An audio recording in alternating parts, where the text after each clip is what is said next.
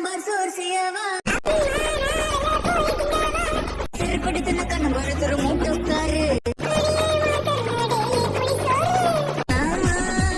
உப்புமா செய்யவா இல்லன்னா புளி சோறு கிண்டவா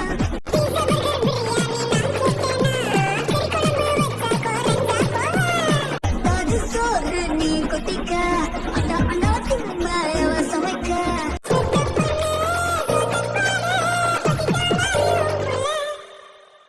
படிப்புல முட்டை மட்டும் எடுத்து போட்டு சொத்தா கேக்குது அதுவும் கறி சோறு எது பத்தாதுன்னு விட்டு குத்துன்னு நைட் எல்லாம் சத்தம் உன்னோட பப்ஜி விளையாடுது